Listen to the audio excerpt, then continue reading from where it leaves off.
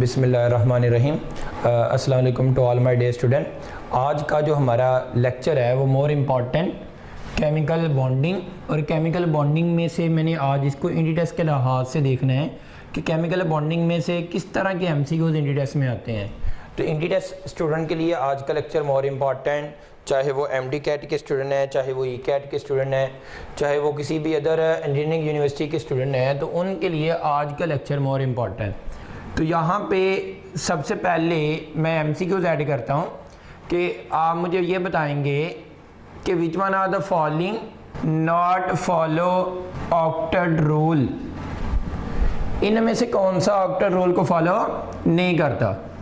Alpha option है NH3, beta option है H2O, Charlie option BF3 and delta option PCl3। हमें कैसे पता चलेगा कि कौन सा मॉलिक्यूल ऑक्टेट रूल को फॉलो नहीं करता। तो पहले हमें यह बताना चाहिए कि what is the meaning of octet rule. Ability of an atom to accommodate 8 electron in its valence shell, that rule is called octet rule। और octet rule क्यों फॉलो करना है किसी एलिमेंट ने, ताकि वो क्या हो जाए, स्टेबल हो जाए। तो सबसे पहले आपको ये फार्मूला याद करना होगा।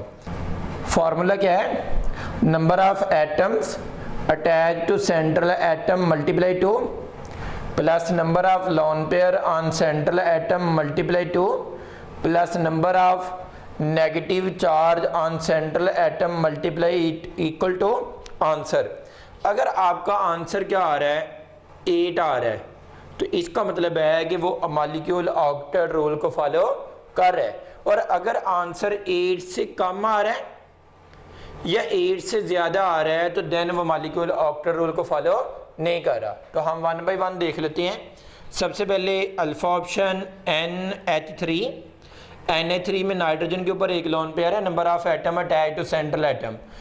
नाइट्रोजन यहाँ पे क्या है, सेंट्रल एटम है, तो कितने एटम अटैच हैं, 3। मल्टीप्लाई किससे करना था, 2 से, plus lone pair central atom पे कितने हैं, 1 मल्टीप्लाई 2। क्या कोई नेगेटिव चार्ज है सेंट्रल एटम पे, नहीं है।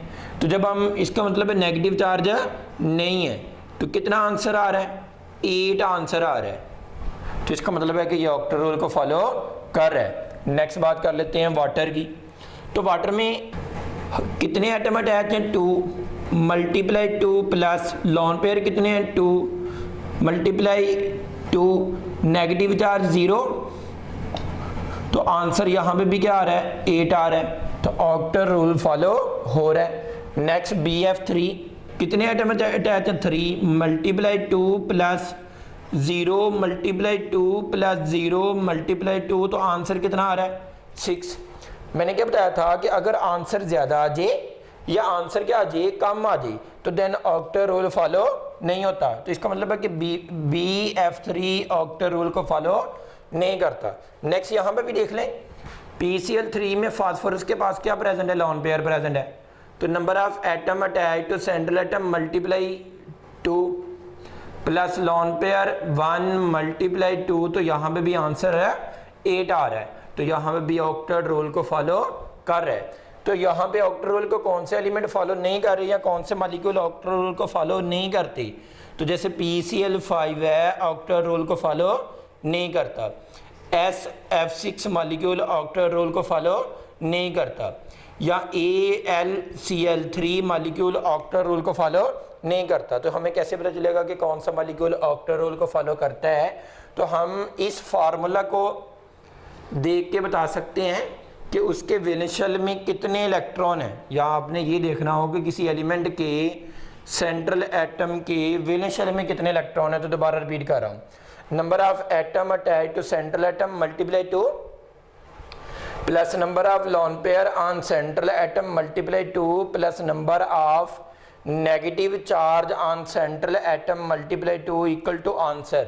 अगर आंसर 8 आ रहा है तो ऑक्टेट रूल फॉलो हो रहा है, या उस एलिमेंट के उस मॉलिक्यूल में जो सेंट्रल एटम है उसके वैलेंस शेल में 8 इलेक्ट्रॉन है।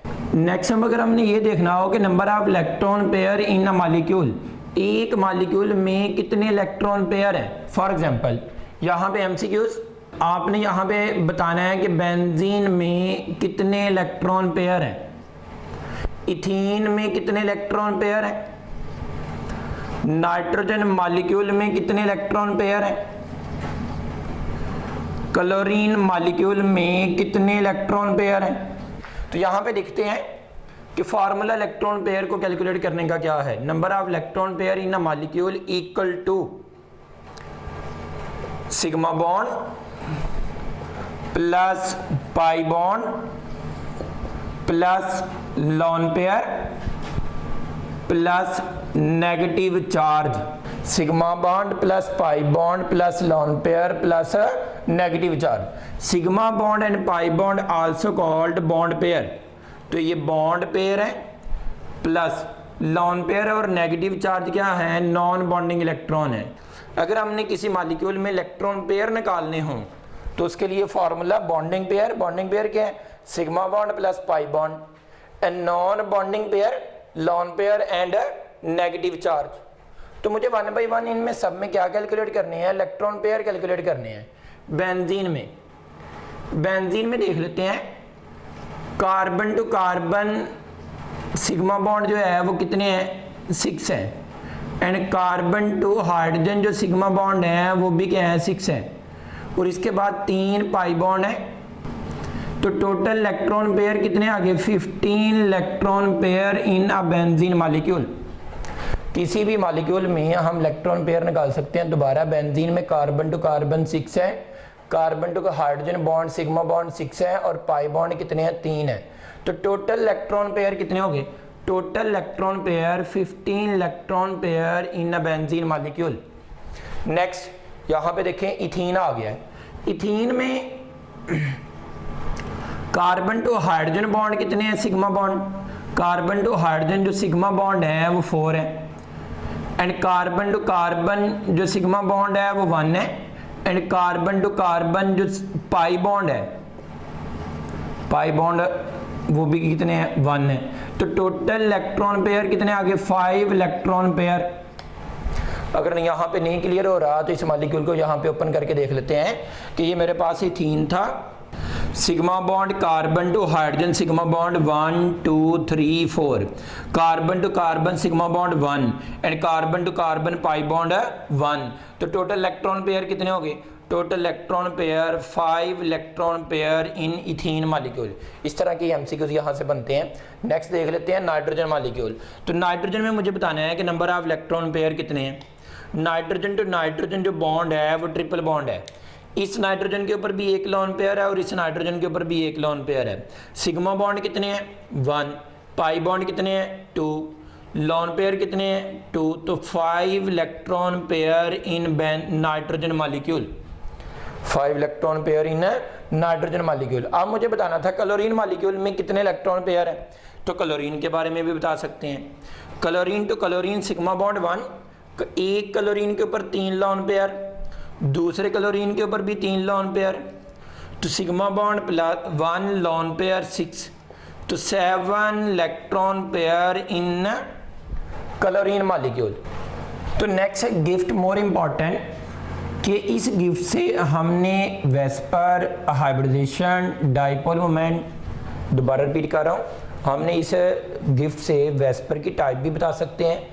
इस गिफ्ट से किसी मॉलिक्यूल की जो है वो हाइब्रिडेशन में टाइप क्या है और वो भी बता सकते हैं, वेस्पर में टाइप क्या है वो भी बता सकते हैं। इस गिफ्ट से हम ये भी बता सकते हैं कि उस मॉलिक्यूल का डाइपोल मोमेंट क्या है। इसलिए ये गिफ्ट बड़ा इंपॉर्टेंट है कि दो तरह से मैंने इसको एक्सप्लेन किया है कि दोनों तरह से आप याद रख सकते हैं। जो आपको ईजी लगे आप इन दोनों में से कोई एक फॉलो कर लेंगे। पहला गिफ्ट क्या है जी, number of atoms attach to central atom and number of lone pair on central atom plus number of negative charge on central atom equal to answer।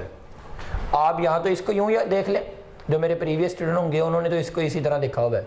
लेकिन जो नेक्स्ट है हम इसको यूँ भी तो देख सकते हैं, half number of valence electron, central atom के वैलेंस इलेक्ट्रॉन कितने हैं, प्लस नेगेटिव चार्ज उस मॉलिक्यूल के ऊपर कितने हैं, माइनस पॉजिटिव चार्ज उस मॉलिक्यूल के ऊपर कितने हैं, plus number of monovalent atoms उस मॉलिक्यूल के साथ कितने हैं। नंबर ऑफ मोनोवेलेंट मतलब जो एक बॉन्ड बनाते हैं। फॉर एग्जांपल जैसे कि आपके पास हाइड्रोजन है, जैसे कि क्लोरीन है, ब्रोमीन है, ये सिर्फ एक ही बॉन्ड बनाते हैं, तो these are the monovalent atom. तो आप इस दोनों फार्मूलों को मैंने एक एग्जांपल के ऊपर अप्लाई करवा के देखता हूँ। फॉर एग्जांपल मेरे पास यहाँ पे एक मॉलिक्यूल है NH2-1, इसके ऊपर मैंने इसको अप्लाई करना है। Number of atom attach to central atom, nitrogen central atom है, और कितने एटम यहाँ पे अटैच हैं, 2 एटम यहाँ पे अटैच हैं, 2 plus lone pair on central atom, तो लोन पेयर कितने हैं, 1 plus negative charge on the central atom, number of negative charge, तो नेगेटिव चार्ज कितने हैं, +1, तो आंसर कितना आ रहा है, आंसर 4 आ रहा है। देखें आप ये वाला फार्मूला लगा लें तब भी आंसर सेम आएगा। इसको इसके ऊपर अप्लाई करके देख लेते हैं। NH2-1 और ये लोन पेयर, इसके ऊपर नाइट्रोजन ग्रुप नंबर 5 से बिलोंग करता है। तो मैंने पहले भी लेक्चर में बताया था, अब दोबारा रिपीट कर रहा हूं कि group number equal to number of valence electron. तो नाइट्रोजन का ग्रुप नंबर 5 है, तो नाइट्रोजन के वैलेंस शेल में इलेक्ट्रॉन कितने हैं, 5 है, तो 1/2 वैलेंस शेल में इलेक्ट्रॉन कितने हैं, 5 प्लस क्या था, नेगेटिव चार्ज, नेगेटिव चार्ज कितना है, 1, पॉजिटिव चार्ज है, नहीं है, पॉजिटिव चार्ज नहीं है, प्लस उसके बाद आपके पास नंबर ऑफ मोनोवेलेंट एटम, तो मोनोवेलेंट एटम कितने हैं, 2, तो आपके पास आंसर कितना आ गया, 5 + 3 8, 8/2, तो आंसर कितना आ रहा है, 4 ही आ रहा है। मतलब मैंने ये फार्मूला दोनों तरह से अप्लाई करके दिखाया है कि आप इसमें से यूँ इसको अप्लाई करके देख लें, इसको अप्लाई करके देख लें, दोनों तरह से बता सकते हैं।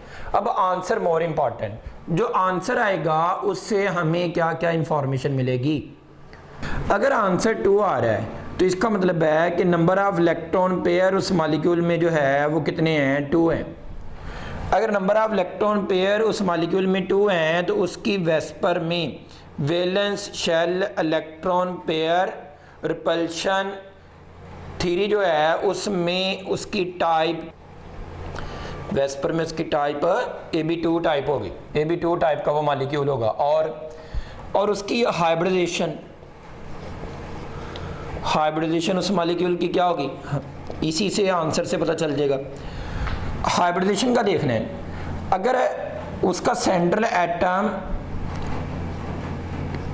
एक S को इन्वॉल्व करेगा और एक P को इन्वॉल्व करेगा तो S1P1 ये सिंपल sp हाइब्रिडाइजेशन होगी। उस मॉलिक्यूल की जो हाइब्रिडाइजेशन होगी, पहली इंफॉर्मेशन हमें वेस्पर की टाइप पता चल रहा है, सेकंड इंफॉर्मेशन हमें हाइब्रिडाइजेशन के बारे में पता चल रहा है, थर्ड इंफॉर्मेशन हमें इलेक्ट्रॉनिक ज्योमेट्री के बारे में पता चल रहा है।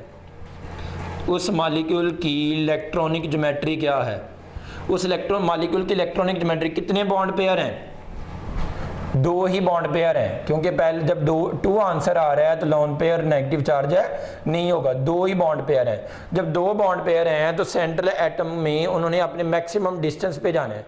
अगर मैक्सिमम डिस्टेंस पे जाना है तो एंगल यहाँ पे 180 आएगा, जो इलेक्ट्रॉन पेयर है वो यहाँ पे है। अब अगर यहाँ पे क्लोज आते हैं तो रिपल्शन आती है, इधर से क्लोज जाते हैं तो रिपल्शन आती है, तो यहाँ पे अगर रहेंगे तो यहाँ पे ये डिस्टेंस क्या रहेगा, मैक्सिमम रहेगा। तो इसका मतलब है कि इनकी जो इलेक्ट्रॉनिक ज्योमेट्री होगी वो क्या होगी,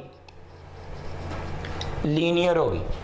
अगर ज्योमेट्री लीनियर है तो बॉन्ड एंगल कितना होगा इसका, इस मॉलिक्यूल का जो बॉन्ड एंगल है 180 आएगा। इस मॉलिक्यूल का डाइपोल मोमेंट क्या होगा, 0 होगा।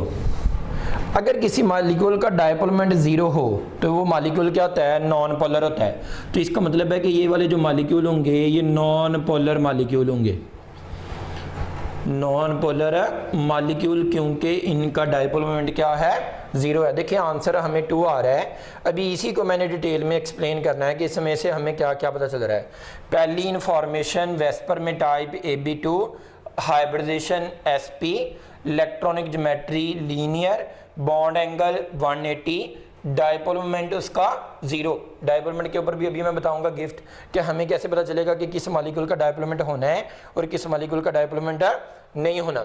और उसके बाद नेक्स्ट इसमें example halides and hydrides of group number है 2A। एंड इसमें और भी एग्जांपल कोड कर सकते हैं, कार्बन डाइऑक्साइड। तो हलाइड एंड हाइड्राइड जैसे बेरिलियम क्लोराइड है, मैग्नीशियम ब्रोमाइड है, कैल्शियम क्लोराइड है, ETC। इसमें ये हलाइड आ गए हैं। Halide are the binary compound of halogen with other element. Hydride क्या होते हैं? Binary compound of hydrogen with other element. तो हाइड्राइड की एग्जांपल भी कैल्शियम हाइड्राइड है। तो इन सभी मॉलिक्यूल में हम बता सकते हैं कि इन सभी मॉलिक्यूल की ज्योमेट्री लीनियर, बॉन्ड एंगल 180, इन सब मॉलिक्यूल का आपके पास है जो है वो डायपोल मोमेंट क्या होना है? 0 होना है। तो हमें ये सारी की सारी इंफॉर्मेशन कहाँ से मिल रही है? इस आंसर से मिल रही है। ये आंसर आएगा तो ये सारी इंफॉर्मेशन हम बता सकते हैं। नेक्स्ट मूव करते हैं। अगर आंसर 3 आ रहा है तो इसका मतलब है कि उस मॉलिक्यूल में, इधर देखें, पहले आंसर 2 आ रहा था तो AB2 टाइप। अब वेस्पर में उसकी जो टाइप होगी वो AB3 टाइप होगी। जो आंसर आएगा वही टाइप होगी। तो वेस्पर में उसकी टाइप क्या है? AB3 टाइप है, पहली इंफॉर्मेशन। सेकंड इंफॉर्मेशन जो यहाँ पे जो हाइब्रिडेशन की है, इस मॉलिक्यूल में S हमेशा 1 ही आना है। P के कितने ऑर्बिटल यूज होने हैं? P के 2 ऑर्बिटल यूज होने हैं।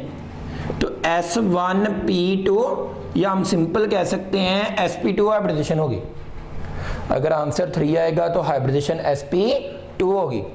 और इस मॉलिक्यूल की जो इलेक्ट्रॉनिक ज्योमेट्री है, इलेक्ट्रॉनिक ज्योमेट्री और मॉलिक्यूलर ज्योमेट्री में जो डिफरेंस होता है उसी को भी हम एक्सप्लेन करते हैं। इलेक्ट्रॉनिक ज्योमेट्री क्या होती है? इलेक्ट्रॉनिक ज्योमेट्री में bond pair and lone pair दोनों काउंट करते हैं। इलेक्ट्रॉनिक ज्योमेट्री में बॉन्ड पेयर भी और लोन पेयर दोनों काउंट करते हैं। लेकिन जो मॉलिक्यूलर ज्योमेट्री होती है, ये यूं कह सकते हैं कि सिर्फ बॉन्ड पेयर की बात कर रहे होते हैं कि बॉन्ड पेयर के लिहाज से मॉलिक्यूल की ज्योमेट्री क्या है। तो बॉन्ड पेयर के लिहाज से इस मॉलिक्यूल की ज्योमेट्री क्या होगी वो नेक्स्ट अभी हम देखते हैं। पहले 3 इंफॉर्मेशन मैंने बताई हैं। अगर आंसर 3 आ रहा है तो AB3 टाइप होगी और हाइब्रिडेशन sp2 और इलेक्ट्रॉनिक ज्योमेट्री जो है इसकी क्या होगी? इलेक्ट्रॉनिक ज्योमेट्री इसकी जो है वो ट्राई एंगुलर प्लेनर होगी। Try angular planar. अब ये ट्राई एंगुलर प्लेनर ज्योमेट्री कौन सी होती है? ये वाली जो ज्योमेट्री है ये ट्राई एंगुलर प्लेनर है। देखें 3 मार्कर हैं, तीनों मार्कर बोर्ड के ऊपर रखूं तो सारे के सारे मार्कर क्या आ रहे हैं? प्लेन पे आ रहे हैं। तो this geometry is called trigonal planar geometry. तो ये ट्राइगोनल प्लेनर ज्योमेट्री इसकी होगी। तो अभी मैं वेस्पर के बता रहा था कि अगर आंसर 3 आता है तो हमें ये 3 इंफॉर्मेशन मिलती हैं कि वेस्पर में उसकी टाइप AB3 टाइप होगी, हाइब्रिडेशन sp2 होगी और इलेक्ट्रॉनिक ज्योमेट्री उसकी ट्राइगोनल प्लेनर होगी। अब अगर आंसर तो 3 ही है लेकिन उसमें फिर नेक्स्ट प्रॉब्लम है। अगर आपके पास लोन पेयर 0 है तो देन क्या होगा? और अगर लोन पेयर उसमें 1 है तो फिर क्या होगा? अगर लोन पेयर 0 है तो इसका मतलब है कि उस मॉलिक्यूल का जो बॉन्ड एंगल होगा वो 120 होगा, क्योंकि उसमें कोई भी लोन पेयर नहीं है। अभी मैंने कुछ इंपॉर्टेंट पॉइंट बाद में नोट करवाने हैं कि हमें लोन पेयर की वजह से, साइज ऑफ सेंट्रल एटम की वजह से क्या क्या प्रॉब्लम आते हैं वो मैं नोट करवाता हूँ। अभी मैं ये बता रहा था कि बॉन्ड एंगल के बारे में बता रहा था कि यहाँ पे देखें, यहाँ पे जो एंगल आ रहा है वो 120 का आ रहा है। इधर एंगल कितना आ रहा है? 120 का। इधर भी एंगल कितना आ रहा है? 120 का आ रहा है। तो इसका मतलब है कि इस मॉलिक्यूल में जो बॉन्ड एंगल होगा वो 120 होगा। अगर बॉन्ड एंगल 120 है तो सिमेट्रिकल ज्योमेट्री है। याद रखना है कि जब भी सिमेट्रिकल ज्योमेट्री होगी तो उस मॉलिक्यूल का जो डाइपोल मोमेंट होगा, उस मॉलिक्यूल का डाइपोल मोमेंट 0 होगा। नेक्स्ट इंफॉर्मेशन, डाइपोल मोमेंट के बाद उस मॉलिक्यूल की मॉलिक्यूलर ज्योमेट्री क्या है? पहले हमने इलेक्ट्रॉनिक ज्योमेट्री की बात की थी। उस मॉलिक्यूल की जो मॉलिक्यूलर ज्योमेट्री है वो सेम है, क्योंकि जब लोन पेयर 0 होगा तो मॉलिक्यूलर ज्योमेट्री और इलेक्ट्रॉनिक ज्योमेट्री क्या होगी? सेम होगी। उस मॉलिक्यूल की जो ज्योमेट्री होगी वो ट्राइगोनल प्लेनर होगी। इलेक्ट्रॉनिक ज्योमेट्री भी ट्राइगोनल प्लेनर है और मॉलिक्यूलर ज्योमेट्री भी ट्राइगोनल प्लेनर है, क्योंकि लोन पेयर 0 है। फिर उसमें उसकी एग्जांपल देख लेते हैं। उसमें जो एग्जांपल आ जाएगी वो SO3 halides and hydrides of group number 3 and SO3, इसमें सारी एग्जांपल आ जाएंगी। वो एग्जांपल कोड कर लेते हैं। जैसे कि यहाँ पे BF3 कौन सी टाइप है? वेस्पर में AB3 टाइप है। और AlCl3 BH3 और SO3 भी इसी में आ जाएगा। अगर हम SO3 को ड्रा करके देखें तो वेस्पर का पास्टुलेट है कि मल्टीपल बॉन्ड कौन से bond, double bond and triple bond behave as a single bond. तो मल्टीपल बॉन्ड भी सिंगल बॉन्ड की तरह बिहेव कर रहे हैं। तो यहाँ पे एंगल कितना है, 120 का है। तो मतलब मल्टीपल बॉन्ड ज्योमेट्री को अफेक्ट नहीं कर रहे। अगर मल्टीपल बॉन्ड ज्योमेट्री को अफेक्ट नहीं कर रहे तो एंगल इसमें भी 120 है, एंगल इसमें भी 120 है। इन सब मॉलिक्यूल का डायपोल मोमेंट क्या है, 0 है। इन सब मॉलिक्यूल की ज्योमेट्री क्या है, सिमेट्रिकल ज्योमेट्री है। अब अगर एक लोन पेयर आ जाता है तो एक लोन पेयर आने की वजह से याद रखना है कि lone pair inversely proportional to bond angle. Number of lone pair on the central atom increase तो बॉन्ड एंगल डिक्रीज। तो बॉन्ड एंगल क्या होता जाएगा, कम होता जाएगा। इसका मतलब है कि बॉन्ड एंगल इनका कितना होगा, लेस देन 120 होगा। बॉन्ड एंगल के बाद इन मॉलिक्यूल का डायपोल मोमेंट जब लोन पेयर प्रेजेंट है तो डायपोल मोमेंट क्या होगा, प्रेजेंट होगा। इसका मतलब है कि ये मॉलिक्यूल क्या होंगे, अगर dipole moment not equal to 0 तो मॉलिक्यूल क्या होंगे, पोलर मॉलिक्यूल होंगे। फिर उसके बाद मॉलिक्यूलर ज्योमेट्री इनकी जो मॉलिक्यूलर ज्योमेट्री है वो बेंट, एंगुलर और वी शेप होगी। इलेक्ट्रॉनिक ज्योमेट्री क्या थी, इलेक्ट्रॉनिक ज्योमेट्री थी ट्राइगोनल प्लेनर। कैसे, जैसे ये आपके पास एंगुलर है, ये वाली shape, this shape is angular. और यहाँ पे एंगल, यहाँ पे जो क्या था, यहाँ पे पहले बॉन्ड पेयर प्रेजेंट था, अब यहाँ पे बॉन्ड पेयर प्रेजेंट है नहीं है। अब यहाँ पे क्या प्रेजेंट है, लोन पेयर है। जब लोन पेयर है तो लोन पेयर इसको रिपेल करेगा, तो ये वाला जो एंगल है ये 120 से क्या हो जाएगा, कम हो जाएगा। तो इसमें एग्जाम्पल कौन कौन सी आ जाती हैं, इसमें जो एग्जाम्पल आती हैं वो SO2, यहाँ पे लोन पेयर प्रेजेंट है, SnCl2, यहाँ पे लोन पेयर प्रेजेंट है, PbCl2, यहाँ पे लोन पेयर प्रेजेंट है। अब नेक्स्ट यहाँ पे इनको ड्रा करके भी देख लेते हैं। अगर मैं SO2 को ड्रा करता हूँ तो यहाँ पे मल्टीपल बॉन्ड, अभी मैं बता रहा था, multiple bond behave as a single bond. इसका मतलब है इनकी वजह से कोई भी इफेक्ट नहीं आ रहा। ये लोन पेयर की वजह से बॉन्ड एंगल क्या हो गया है, लेस देन 120 हो गया है। और इस मॉलिक्यूल का डायपोल मोमेंट 0 नहीं है। ये मॉलिक्यूल क्या है, पोलर मॉलिक्यूल है। हमें ये भी MCQ तो पूछ सकते हैं कि इनमें से कौन सा मॉलिक्यूल पोलर है या नॉन पोलर है। तो हम ये डायपोल मोमेंट के लिहाज से बता सकते हैं कि मॉलिक्यूल ना पोलर है या नॉन पोलर है। देखिए आंसर अगर 3 आ रहा था तो हम क्या क्या बता सकते हैं, हम बॉन्ड एंगल बता सकते हैं, उस मॉलिक्यूल का डायपोल मोमेंट बता सकते हैं, उस मॉलिक्यूल की ज्योमेट्री बता सकते हैं, उस मॉलिक्यूल की वेस्पर में टाइप बता सकते हैं, उस मॉलिक्यूल की हाइब्रिडेशन बता सकते हैं। यहाँ पे आप दोबारा इसको अप्लाई करके भी देख लें, जो मैंने फार्मूला नोट करवाया था। आपके पास ये मॉलिक्यूल की दिया हुआ है, इसके ऊपर हमने फार्मूला अप्लाई करना है। Number of atom attach to central atom कितने हैं, 2, plus number of lone pair on central atom 1, negative charge नहीं है 0। तो आंसर कितना आ रहा है, 3 आ रहा है। अगर आंसर 3 आ रहा है तो वेस्पर में टाइप AB3 टाइप है और हाइब्रिडेशन इसकी क्या है, sp2 हाइब्रिडेशन है। तो अगर उस गिफ्ट का आंसर 4 आ रहा है, पहले हमने बताया कि अगर 2 आ रहा है तो देन क्या होगा, अगर 3 आ रहा है तो देन क्या होगा, अगर 4 आ रहा है, अगर 4 आ रहा है तो वेस्पर में उसकी टाइप AB4 टाइप होगी और उस मॉलिक्यूल की जो हाइब्रिडेशन है वो sp3 हाइब्रिडेशन होगी। ये 3 चीज़ें चेंज नहीं होनी लोन पेयर की वजह से। लोन पेयर की वजह से ये 3 चीज़ें किसी भी मॉलिक्यूल में चेंज नहीं होनी। अगर आंसर 3 आ रहा है तो हाइब्रिडेशन sp2 है और वेस्पर में उसकी टाइप क्या है, AB3 है और उसकी ज्योमेट्री, इलेक्ट्रॉनिक ज्योमेट्री क्या है इसमें। अगर आंसर 4 आ रहा है तो इलेक्ट्रॉनिक ज्योमेट्री उसकी क्या होगी, टेट्राहेड्रल होगी। क्योंकि आंसर 4 आ रहा है तो इसका मतलब है उसमें कितने इलेक्ट्रॉन पेयर हैं, इलेक्ट्रॉन पेयर जो उसमें है वो 4 है।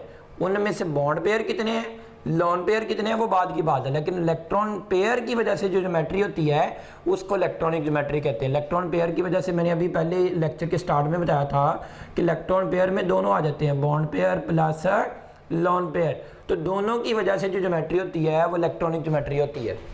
अगर आंसर 4 आ रहा है लेकिन लोन पेयर 0 है, उसकी ज्योमेट्री सिमेट्रिकल है। याद रखना है कि जब लोन पेयर 0 हो जाएगा तो देन उस मॉलिक्यूल की ज्योमेट्री सिमेट्रिकल होगी, उसमें कोई भी डिस्टॉर्शन नहीं होगी, कोई भी उसमें प्रॉब्लम नहीं होगी। क्योंकि जब भी लोन पेयर आता है तो देन प्रॉब्लम आती है। अब अगर लोन पेयर 0 है तो देन क्या बताया था का डायपोल मोमेंट क्या होना है, 0 होना है उस मॉलिक्यूल का।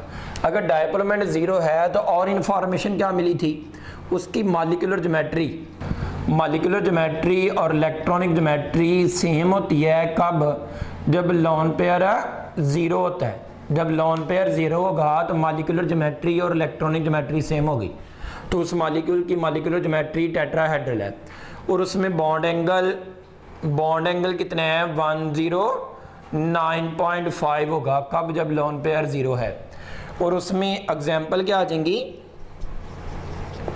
Halides and hydrides of group number 4A, halides and hydrides of group number 4A, इसमें एग्जाम्पल आ जाएंगे।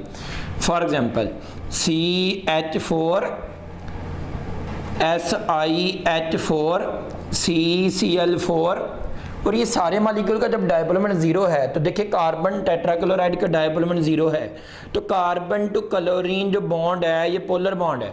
कार्बन टू क्लोरीन बॉन्ड क्या है? पोलर है, क्योंकि इलेक्ट्रोनेगेटिव डिफरेंस है। लेकिन कार्बन टेट्राक्लोराइड का जो मॉलिक्यूल है ये नॉन पोलर है। रीजन क्योंकि डायपोलमेंट इसका क्या है? जीरो है।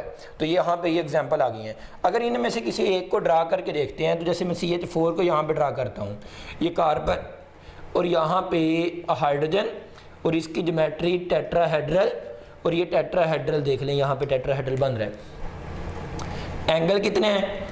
एंगल 109.5 है। मॉलिक्यूलर ज्योमेट्री क्या है? टेट्राहेड्रल है, एंगल 109.5। तो मैं बता रहा था कि टेट्राहेड्रल ज्योमेट्री कैसी होती है। ये मैंने मार्कर से समझाने लगा हूँ कि यहाँ पे देखें, this geometry is called tetrahedral. ये देखें, ज़रा गौर से देख लें, क्या है, इसको जूम करके देखें कि यहाँ पे ये वाली जो ज्योमेट्री है इसमें देखें सभी के दरमियान एंगल कितने हैं? 109.5 है।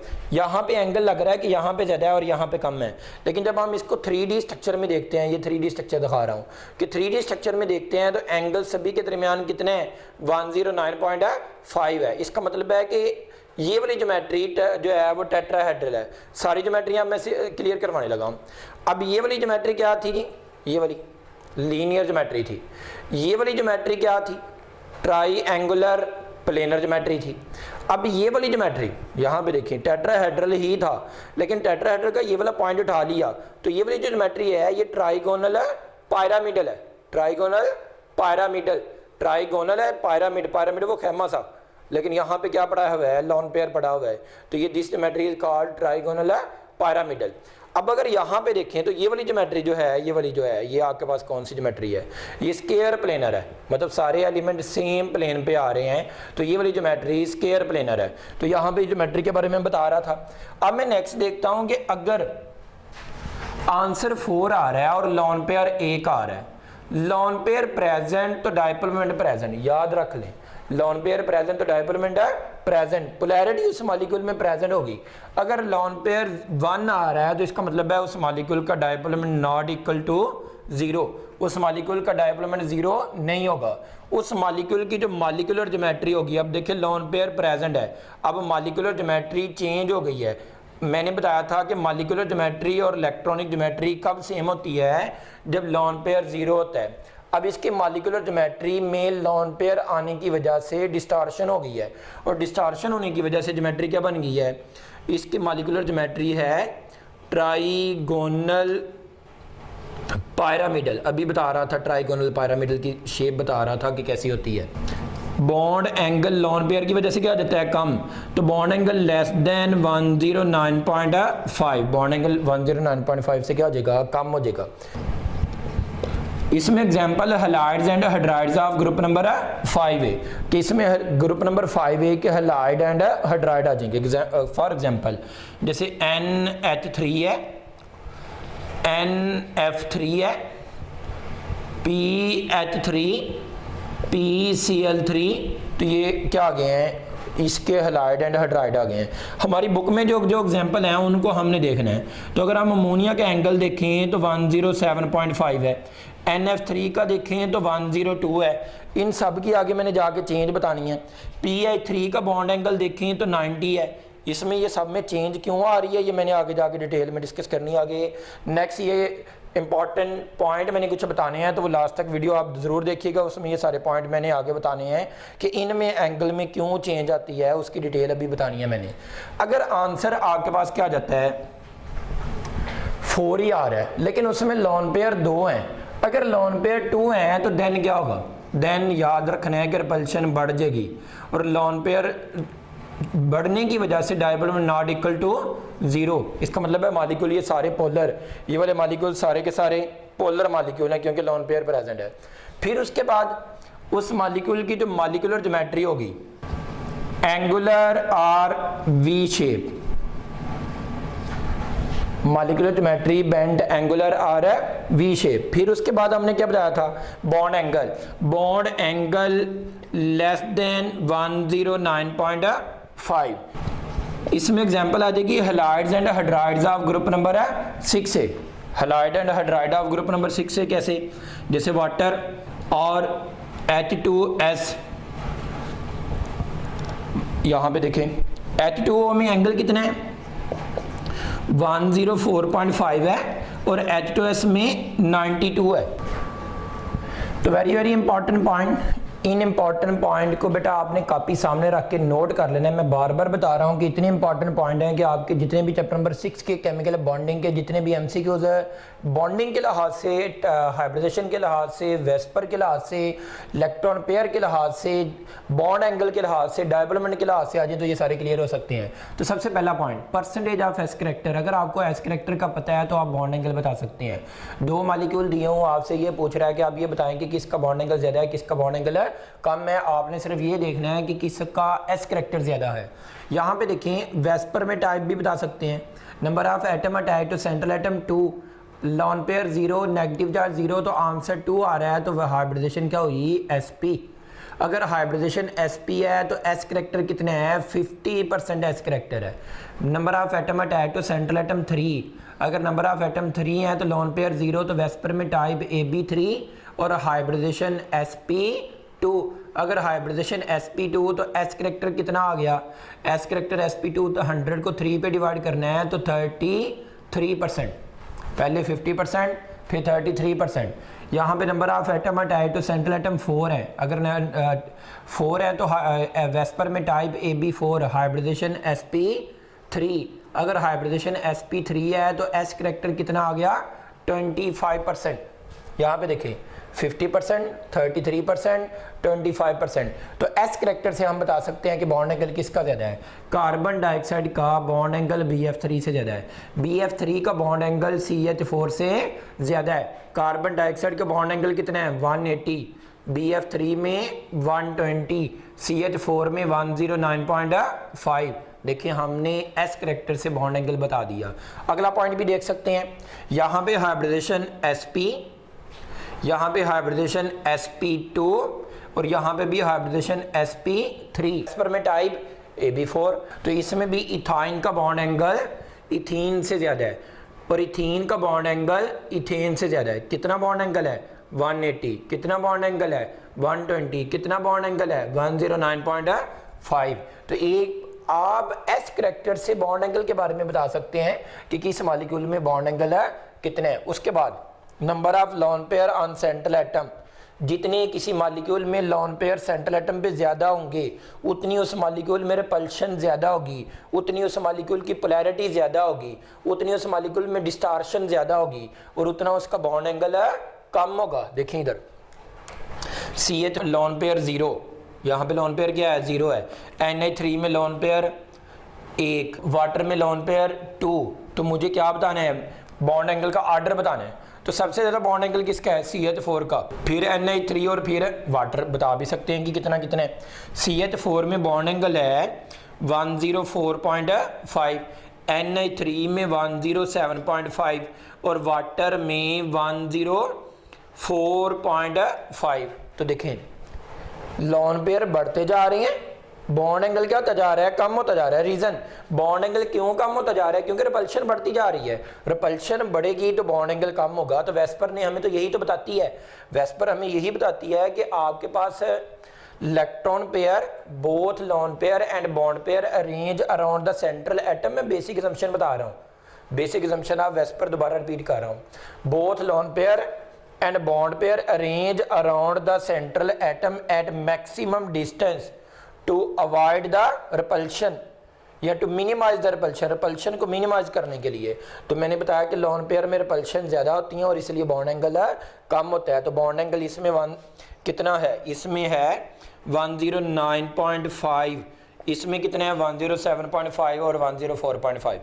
नेक्स्ट इंपॉर्टेंट पॉइंट देख लें, ये दो मॉलिक्यूल दिए हुए हैं Na3 और NF3, दोनों का बॉन्ड एंगल डिफरेंट है, दोनों में लॉन पेयर क्या है, सेम है, दोनों में सेंट्रल एटम क्या है, सेम है। जब सेंट्रल एटम सेम है, नाइट्रोजन इसमें लॉन पेयर इसमें, लॉन पेयर इसमें एक है। फ्लोरीन की इलेक्ट्रोनेगेटिविटी हाइड्रोजन से ज़्यादा है, तो मैंने क्या पॉइंट नोट करवाया, इलेक्ट्रोनेगेटिविटी ऑफ बॉन्डेड एटम, जितनी बॉन्डेड एटम की इलेक्ट्रोनेगेटिविटी ज़्यादा उतना बॉन्ड एंगल कम। देखें इसमें Na3 में 107.5 और NF3 में 102, बॉन्ड एंगल क्या हो गया है, कम हो गया है। तो Na3 का बॉन्ड एंगल NF3 से क्या है, ज़्यादा है। रीज़न, हाइड्रोजन की इलेक्ट्रोनेगेटिविटी फ्लोरीन से क्या है, कम है। नेक्स्ट हम मूव करते हैं कि साइज ऑफ सेंट्रल एटम से भी बॉन्ड एंगल चेंज होता है। कैसे, जितना सेंट्रल एटम का साइज बढ़ता जाएगा बॉन्ड एंगल कम होता जाएगा। मैंने यहाँ पे दो एग्जांपल कोड किए हैं, इन दोनों में से देखना है कि ऑक्सीजन और सल्फर में से साइज किसका ज़्यादा है। सल्फर का साइज ज़्यादा है क्योंकि ग्रुप नंबर 6A में oxygen, sulphur, selenium, tellurium, polonium. मैंने प्रीवियस लेक्चर में जिसमें मैंने आयनाइजेशन एनर्जी और इलेक्ट्रॉन एफिनिटी बताई थी, उसमें मैंने बताया था कि top to bottom size increase होता है। टॉप टू बॉटम जब साइज इंक्रीज होता है तो इसके रिजल्ट में सल्फर का साइज ज़्यादा है और ऑक्सीजन का साइज क्या है, कम है। इसका मतलब है कि साइज सल्फर का ज़्यादा है तो सल्फर का बॉन्ड एंगल कम, तो वाटर का बॉन्ड एंगल है ज़्यादा। तो वाटर के मॉलिक्यूल का बॉन्ड एंगल H2S से ज़्यादा है। कितना है वाटर में, वाटर में है 104.5 और H2S में कितना है 92। इसमें देख सकते हैं इन दोनों में से नाइट्रोजन ऊपर है और फास्फोरस नीचे है, फास्फोरस का साइज ज़्यादा है। तो अमोनिया का बॉन्ड एंगल PH3 से क्या है, ज़्यादा है। तो अमोनिया में कितना है, Na3 का बॉन्ड एंगल 107.5 और इसका 90 बॉन्ड एंगल आ रहा है। तो बॉन्ड एंगल क्या हो गया है, कम हो गया क्योंकि साइज बढ़ गया है। Next, repulsion order. किसी मॉलिक्यूल में रिपल्शन आर्डर के बारे में कितना कैसे पता चलता है। सबसे ज़्यादा lone pair to lone pair repulsion होती है। लॉन पेयर कौन सा होता है, लॉन पेयर जैसे फॉर एग्जांपल आपके पास ये एक एटम है, ये इसमें एक सेंट्रल एटम है और यहाँ पे ये मैं जूम करवा रहा हूँ, आप इसको देख भी सकते हैं, जूम हो जाएगा तो यहाँ पे आपको हर चीज़ क्लियर नज़र आ जाएगी। और यहाँ पे देखें ये ए सेंट्रल एटम है और ये यहाँ पे जो है ये बॉन्ड पेयर है।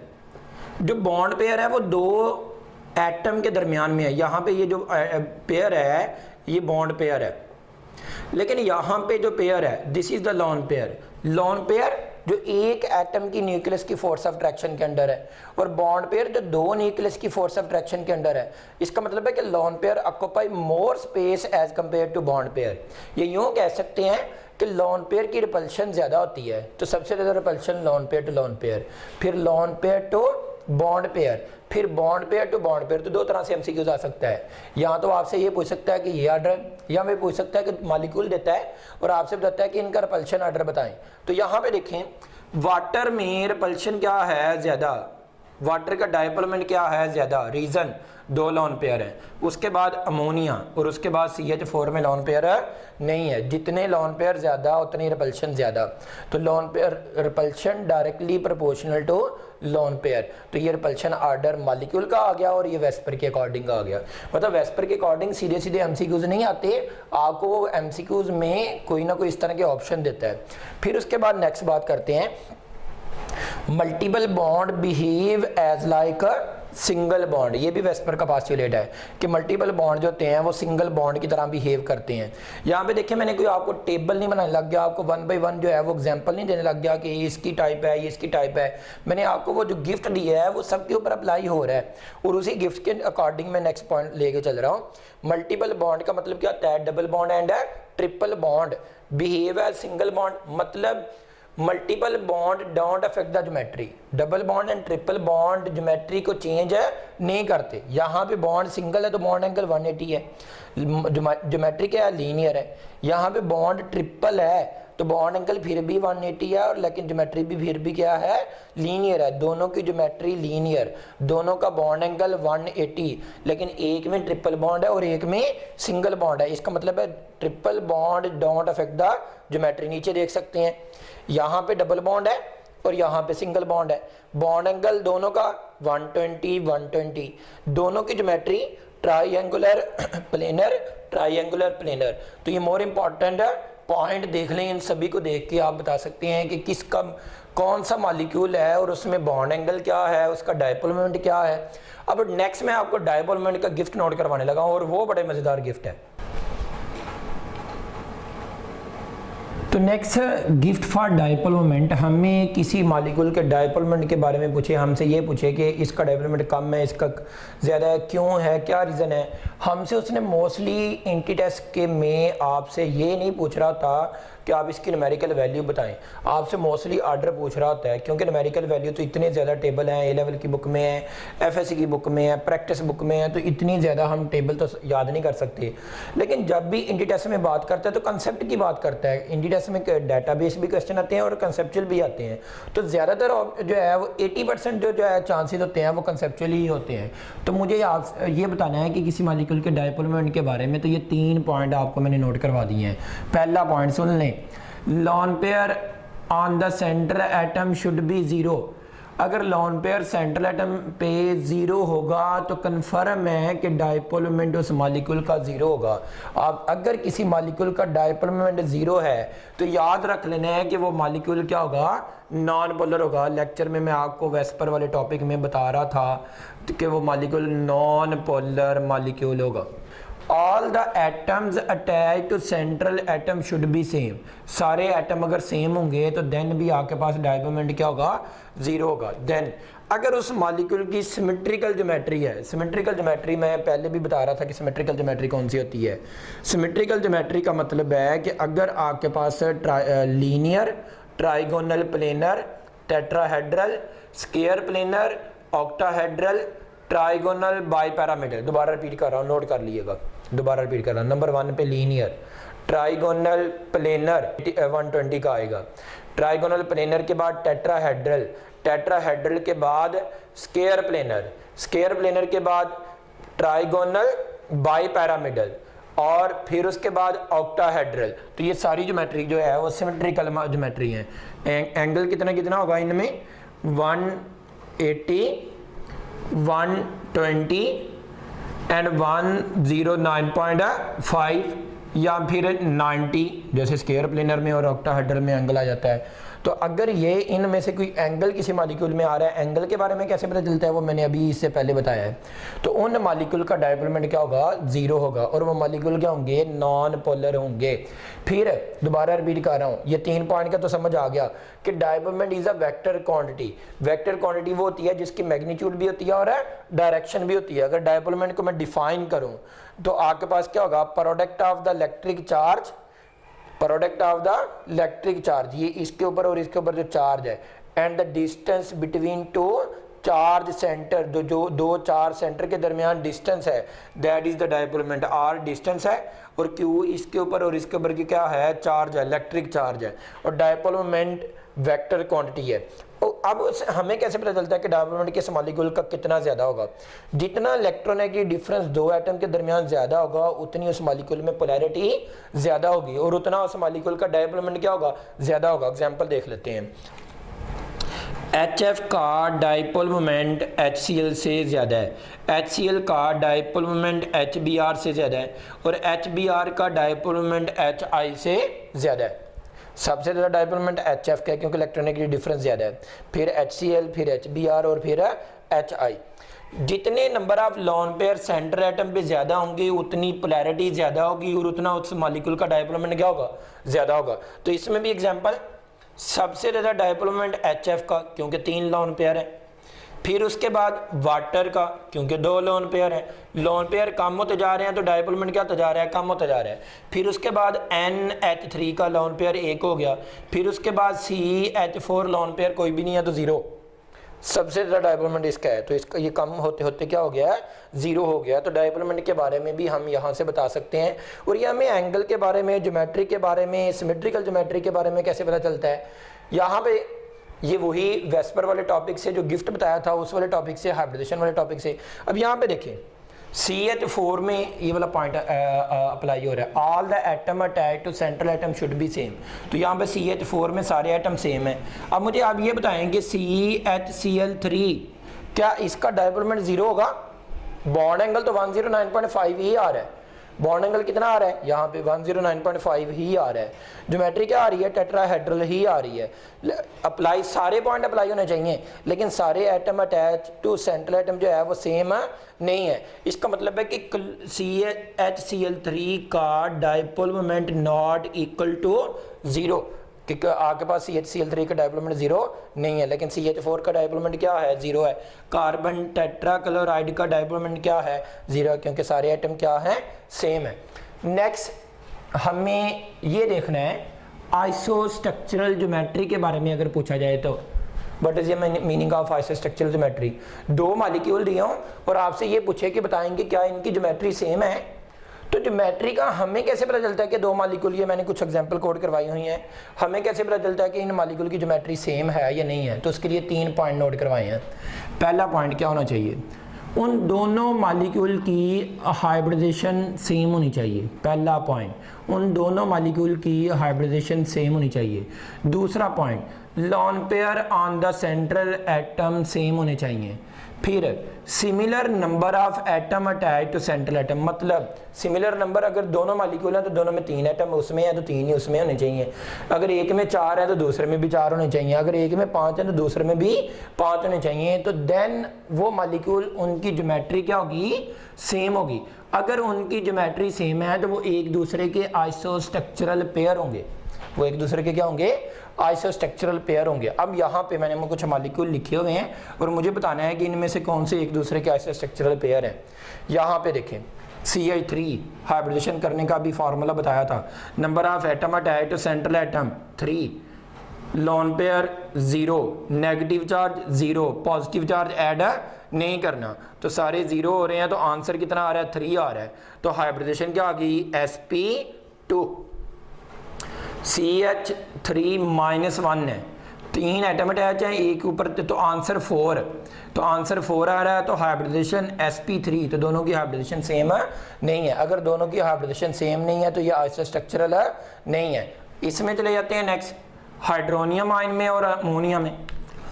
Number of atom attach to central atom 3, lone pair 1, answer कितना आ रहा है?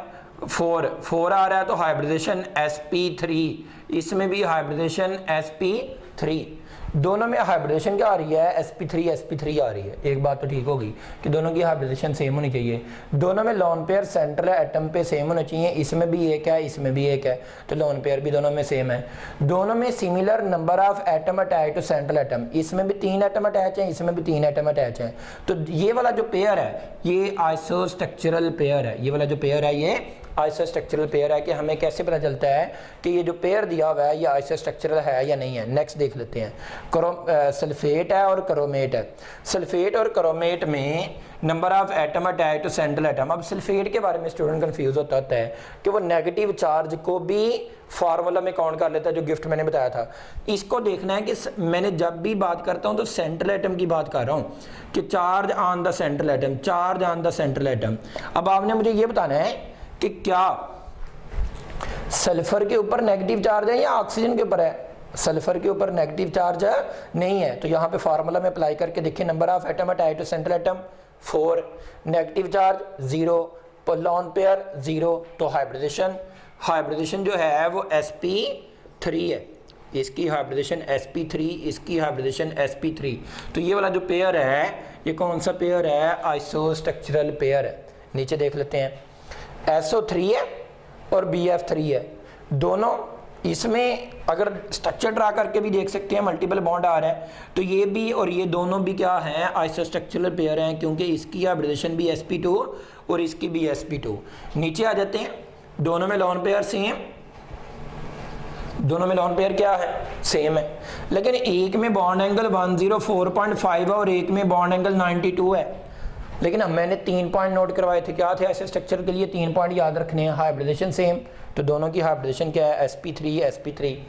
Loan pair on the central atom 2, similar number of atom attach to central atom, 2 इसमें है 2 इसमें है। और एग्जांपल भी कोड करवा देता हूँ, जैसे इसमें देखें NH2-1 negative charge behave as lone pair, 2 lone pair है, 2 एटम अटैच है, तो इसकी हाइब्रिडेशन भी क्या है, sp3 है, इसकी भी हाइब्रिडेशन sp3 है, इसकी भी हाइब्रिडेशन sp3 है। तो ये सारे के सारे जो मॉलिक्यूल हैं ये आइसोस्ट्रक्चरल मॉलिक्यूल हैं, इन सब की हाइब्रिडेशन भी सेम है। पॉइंट फिर वही बार बार रिपीट करता जा रहा हूँ कि ये पॉइंट आइसोस्ट्रक्चरल के लिए ये बड़ा इंपॉर्टेंट पॉइंट है, इसको नोट कर लेना। तो next MCQs, which one of the following molecule is a coplanar molecule. हमें किसी मॉलिक्यूल की कोप्लेनरिटी कैसे पता चलती है, क्योंकि मॉलिक्यूल कोप्लेनर है या नहीं है, तो उसके लिए पॉइंट फिर नेक्स्ट गिफ्ट आ गया। आज के लेक्चर में देखें कितने गिफ्ट हैं, क्या करना है, सारे लेक्चर को स्टार्ट से लेकर एंड तक जो है वो नोट करना है, और नोट करने के बाद उसमें से जितने भी गिफ्ट हैं वो अलग एक जगह पे नोट कर लेने हैं। तो इंशाल्लाह आपके जितने भी एमसीक्यूज के जो है वो एंटी टेस्ट के लिहाज से होंगे वो सारे क्लियर हो जाएंगे। कि हमें अगर पूछा जाए कि which one of the following molecule is a coplanar molecule, coplanar molecule के लिए क्या क्या होना चाहिए, all the atom present in a molecule should be have hybridisation sp और sp2, उसमें जितने भी एटम हैं उन सब की हाइब्रिडेशन sp और sp2 हो, या फिर ट्रांजिशन एलिमेंट आ जाए तो dsp2 हो, तो देन सारे मॉलिक्यूल क्या होंगे, कोप्लेनर, उसमें जितने भी एटम होंगे वो सारे एक प्लेन पे होंगे। अगर वो हमसे एमसीक्यू पूछता है कि आप ये बताएं कि ये मॉलिक्यूल प्लेनर है या कोप्लेनर है, नहीं है, तो उसमें क्या होना चाहिए कि हर एटम की हाइब्रिडेशन sp या sp2 हो या dsp2 कब आएगी, जब हम ट्रांजिशन एलिमेंट की बात करेंगे। तो यहाँ पे सबसे पहले मैं एसिटाइलिन को ओपन करते हैं और देखते हैं कि क्या ये मॉलिक्यूल कोप्लेनर है। यस, ये मॉलिक्यूल क्या है, कोप्लेनर है, इसकी हाइब्रिडेशन sp और इसकी भी हाइब्रिडेशन है sp। दोबारा फार्मूला अप्लाई करके देख ले, number of atom attach to central atom, ये number of atom attach to central atom की जगह पे क्या लिख सकते हैं, सिग्मा बॉन्ड भी लिख सकते हैं। तो यहाँ पे सिग्मा बॉन्ड कितने हैं, 1 2, ये 1 है और ये 2, मतलब यूं देख लें कि मैं कितनी बोर्ड से अटैच हूँ, मैं एक बोर्ड से अटैच हूँ। अब मैं कितने बोर्ड से अटैच हूँ, बोर्ड तो 2 बना रहा हूँ लेकिन बोर्ड कितने हैं, 1 है। अब अगर मैं एक लेग्स उठा के भी बोर्ड के साथ लगा दूं तो बोर्ड कितने रहेंगे, बोर्ड तो 1 ही रहेगा, लेकिन कितनी दफा अटैच हूं, 3 दफा अटैच हूं। इसका मतलब है कि फर्स्ट बोर्ड कितने रहने हैं, 1 ही रहने हैं। तो यहाँ पे सेम उसी तरह कि ये कार्बन कितने एटम से अटैच है, कार्बन जो है वो 2 एटम से अटैच है। अगर कार्बन 2 एटम से अटैच है तो आंसर 2 आ रहा है, तो हाइब्रिडेशन क्या हुई, sp हाइब्रिडेशन है, इसमें भी sp हाइब्रिडेशन है। 1,3 ब्यूटाडाइन, 1,3 ब्यूटाडाइन को ओपन करके देखते हैं जी। This is the 1,3 butadiene. 1,3 butadiene में इस कार्बन की मुझे हाइब्रिडेशन बतानी है। ये कार्बन कितने एटम से अटैच है, 2 हाइड्रोजन से और 1 कार्बन से, तो 3, आंसर 3 आ रहा है। तो हाइब्रिडेशन sp2। ये कार्बन कितने एटम से अटैच है, 1 इधर कार्बन से, 1 इधर कार्बन से और 1 हाइड्रोजन से, तो हाइब्रिडेशन इसकी भी क्या आ रही है, sp2 sp2 sp2। तो ये मॉलिक्यूल भी कोप्लेनर, ये मॉलिक्यूल भी कोप्लेनर। अब एसिडल्डिहाइड की बात करते हैं। एसिडल्डिहाइड में स्ट्रक्चर ड्रा कर लिया, ये ऑक्सीजन के ऊपर 2 लोन पेयर हैं, इस ऑक्सीजन की हाइब्रिडेशन बतानी है। Number of atom attach to central atom 1, lone pair 2, 3 answer आ रहा है, 3 आंसर आ रहा है, तो हाइब्रिडेशन sp2। ये कार्बन हाइब्रिडेशन sp2 कैसे पता लग रहा है, कार्बन कितने एटम से अटैच है, 1 2 3, 3 एटम से अटैच है, तो आंसर 3, तो हाइब्रिडेशन sp2। ये कार्बन कितने एटम से अटैच है, 4 से, 1 कार्बन से, 3 हाइड्रोजन से, तो आंसर कितना आ गया, 4, तो हाइब्रिडेशन sp3। हाइब्रिडेशन क्या होनी चाहिए थी, sp sp2 और dsp2, तो यहाँ पे हाइब्रिडेशन क्या आ रही है, sp3 आ रही है, तो ये कोप्लेनर नहीं है।